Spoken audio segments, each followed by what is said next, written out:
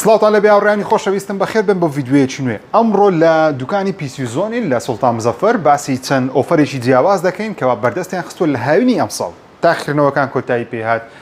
ئێستا دەتوانن یاریەکان بکەن، لەسەر دەتوانن باوکو دایکتان ڕازی بکەن تاوەکو دەست بە یاریکردن بکەن بەو کەسانشی کە حەزیان لێ هەم یاری بکەن و هەم کاریش بکەن لەسەر ئەو پلتفۆرمەی کە دەیانەوێ یاری لەسەر بکەن بێگومان هەڵبژاردننی پیسە بە نرخێکی هەرزان. ئۆفەری یەکەمتان پێشکەش دەکەم کە هەرزانترین ئۆفەر و توان بڵێن باشترین ئۆفەر لەو نرخە کە ئێستا بۆتانی باز دەکەم. کیسی لەگەڵا تەواوی پارچەکانی لەگەڵا ماوسکی بۆردەکەی هەدیە وەروەها مۆنیتەریشی لەگەڵا نرخەکەشی تەنیا $490. هەرزانترین نرخە لە بازار بەرەستت کەوی بۆ ماسفاتانەی کە ئێستا باسی دەکەن. کیسێکی زۆر جوانیان دانایە لە جۆری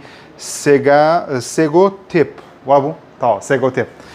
کیسێکی جوانیان دانایە لە جۆری سێگۆ تێپ کە دەبینین ڕەنجی سپیەکە دڵخوازی منە کۆمپیوتەرەکەی منتان بینیوە ڕەنجی سپیە زۆر حەز دەکەی ڕەنجی سپێت زۆر جوانە. وەروەها ماوسکی بۆردێکیشیان لەگەڵ دانایە ڕامێکی 16 گیگابایتیت هەیە لە جۆری 3200 وەروەها SSD-ێک هەیە لە جۆری تیم گروپ بە قەبارەی 56 گیگابایت ئەو SSD-ە خێراییەکەشی 6 گیگابتە لە چرکک و هەروەها جیاواز لە ئۆفەری ڕابردوو ئێستا هاردێکیشیان داناوە بە قەبارەی 1 تێرابایت واتە 1000 گیگابایت لە جۆری سێگیت واتە هەم لە بۆ ویندۆزی 56 گیگابایتی SSD هەیە وەرو 1 تێرابایت شت هەیە. پرۆسسەرێکی ڕێزنیان دانایە لە جۆری 4000 کە لە بۆ گەیمینگ وەروە لە بۆ مۆنتاژ دەتوانی کارەکانی خۆتی پێوە بکەیت. خۆشەویستان وەکو GPU یاخود گرافیک کارت AMD ڕێدیۆنی RX 580 دانایە لە جۆری 8 گیگابایتی GDDR5 پێم وابێت لە ڤیدیۆ ڕابردوو بوو یاری GTA 5 مان تاقیکردەوە کە یاریەکە کە پێویستی بە گرافیک کارتێکی باشێ بۆ ئەوەی بە 6 فریم یاری بکەیت و توانیان بە 6 فریم زیاتری یاریەکە بکەن. واتە گرافیک کارتێکی زۆر باشە لە مستەقبەلیش توانی سەرجەم یاریەکانی کە دەش هەیە لەسەری ئەنجام بدەین. وەکو مەزەبۆرد لە جۆری گیگابتیان دانایە لە جۆری B450 کە مەزەبۆردێکی زۆر باشە لەو نرخە پاوەر سپلایەکی 500 واتیت هەیە کە ئەوەشیان زۆر باشە و هەروەها مۆنیتەرێکی 22 ئینچی 75 هرتزت هەیە واتە 60 75 هرتز هەر هەمووی لەگەڵا ئەو ئۆفەرە نرخەکەشی $490 واتە بۆ $490 دەتوانی هەموو یاریەکی کۆن نوێ کە دێ تاقیکەیتەوە وەدەتوانی مەجالت هەیە ئەپگرێدیش بکەیت لە مستەقبال چونکە سێتەکە بۆ شێوازەی دروستکرایە. خۆشەویستان ئۆفەری دووەمتان پێشکەش بکەم کەوا نرخەکەی $569 بەشێک لە پارچەکان ئەپگرێد کراون واتە توانایان باشترە هێزیان باشترە زۆربەی پارچەکان وەکو خۆتی بۆ منە کێس و ماوسکی بۆردوشتەکان هەروەکو خۆی ماوەتەوە 256 گیگابایت SSD و 1 تێرابایتی هاردەکەت هەرمایە 16 گیگابایت ڕامەکەت هەرمایە بەڵام ئەوەی گۆڕدرایە هاتنی AMD ڕێزنێکی نوێتر و باشترە لە جۆری 5500 کە پرۆسسەرێکی بەهێزترە لە چاو 4000ەکەی تازە باسمان کرد لەگەڵ هاتنی گرافیک کارتێکی نوێمان هەیە. گرافیک کارتە نوێیەکەش لە جۆری GeForce GTX 1660 سوپەرە 6 گیگابایتە لە جۆری GDDR6 گرافیک کارتێکی بەهێزترە لە چاو ئەوەی ڕابردوو و نرخی تاوی ئەو بیڵدەش $569. خۆشەویستان ئۆفەری سێمتان پێشکەم کە نرخەکەی $629 بەشێکی پارچەکان توان بڵێم زۆربەی پارچەکان ئەو پارچانەی کە لە پارتەکانی دیکە باسمان کرد لە بەشەکانی دیکان دەچیان گۆڕانکاریان بەسەرداهاتەوە بۆ نمونە CPU-ەکەی بەرز کراوەتەوە کرایتە AMD Ryzen 5600 کەوا بەهێزترە بێگومان و هەروەها ڕامەکەش ئەوجارە دەستکاری کراوەتە RGB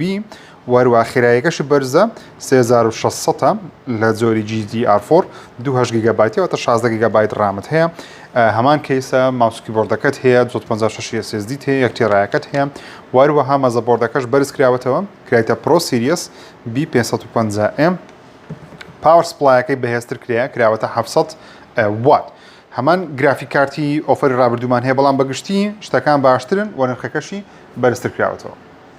خۆشەویستان ئۆفەری چوارەتان پێشکەم کە نرخەکەی $689 تاکەشت گۆڕانکاریمان بەسەرداکردی لە ئۆفەری ڕابردوو هاتنی GeForce RTX 2060 سوپەرەکە و گرافیک کارتی خۆشم بەکاری دێنم گرافیک کارتێکی زۆر باشە هەم لە بۆ یاریەکان و هەم وەکو خۆم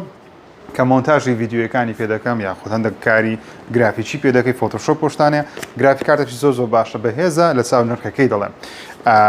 هەمان تایبەتمەندی و پارچەکانی ڕابردوومان هەیە تەنیا ئەومان بەرز کردیتەوە کە پێم وایە نرخەکەی زۆر هەرزانە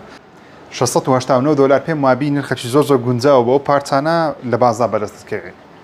خۆشەویستان دوایین ئۆفەر کە ئۆفەری پێنجەمە 779 دلارە تاکەشت کەەوە ئەپگرید دەکرێت لە چا ئۆفەرەکانی ڕابردوو یاخود ئۆفەری ڕابردوو ڕێک گرافیک کارتەکەیە. گرافیک کارتی GeForce RTX 3060 بە قەبارەی 12 گیگابایت یەکێکە لە گرافیک کارتە زۆر باشەکان. من لە دەوام لە کار کە مۆنتاژی پرۆگرامەکان دەکەم لە یوتیوبیش دەیبینن بەو گرافیک کارتە کار دەکەم. گرافیک کارتەی بەهێزە بەتوانایە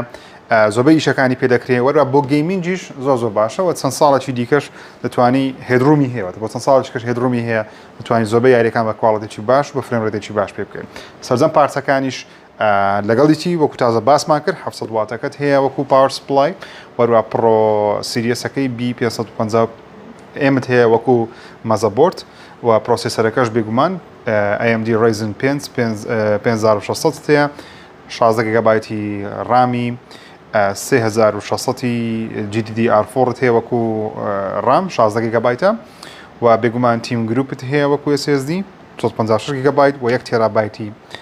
HDD هەیە وەکو هارد توانی استفاده لێ بکەین ماوس و کیبۆردێکی دیاری و هەروەها کەیسێکیشت هەیە کە شێوەکەی وەکو خۆم زۆر پێ جوانە. خۆشەویستان تاوی ئەو بابەتانە کە باسمان کرد هەر 5 ئۆفەر ئێستا بەردەستە لە شوێنی PC زۆن لە بازاڕی سوڵتان مزەفەر ناو کۆمپیوتەرەکان لە هەولێر کە شوێنێکی بەناوبانگە ئێستا لە دەرەوە شوێنەکانتان پێ نیشان دەدەم کە چۆن دەیتە نای PC زۆن وەرنە لایەن لەگەڵ بودجەی خۆت لەگەڵ ئەو شتانەی کە پێویستت پێ بۆ منە ئەگەر پێویستت بە بواری گرافیک و مۆنتاژە زیاتر ئۆفەری چوارەم یان پێنجەم هەڵبژێرن بۆ ماوەیەکی زۆر لەلاتان دەمێنێتەوە ئەگەر تەنیا گەیمینگت دەوێت مەسەلەن مەبەستە تەنیا گەیمینگە لەگەڵ مۆنتاژێکی خەفیف و فۆتۆشۆپێکی باش دەتوانانی ئۆفەری یەکەم هەڵبژێری کە نرخەکەی زۆر گونجاوە 490 دلار و میشەکانیشی پێ دەکرێت. ئۆفەرەکانتان بینی ئەگەر حەز دەکەن ئەو پارچانێک کە باسمان کرد داوایان بکەن دەتوانن سەردانی پیج و وەروە کاونتی ئینستاگرامی PC زۆن بکەن ئەوە یوزەرنێمەکەیتیان دەتوانن سەردانیان بکەن وەرە نامەیان بۆ بنێرن یاخۆ ڕاستەخۆ سەردانی شوێنەکەشیان بکەن تاوی پارچەکان لایەن بەردەستە. تکا دەکەم لایکی ڤیدیۆ بکەن سابسکرایب بکەن لە بیر مەکەن سەردانی PC زۆن بکەن بۆ هەر بابەتێکی کۆمپیوتەر نەک جگە لەو بابەتان هەر بابەتێکی کۆمپیوتەر شاشەت دەویست پارچەی جیاوازت دەوێت بیڵدەکە دێت بە خۆ دەتوێت دروستی بکەیت بەپارەی مەسەلەن بەو بودجەی کە هاتە دەتوێت بە خۆ دروستی بکەیت سەردانیان بکەن دەتوانن سوود وەربگرن تا ڤیدیۆ داهاتوو بەخوای گەورتان سپێرم خودتان لەگەڵ. ناو نیشانەکەی دەکەوێتە شەقامی سوڵتان مزەفەر باڵەخانەی ئەسعەدی مۆڵ نهۆمی خوارەوە.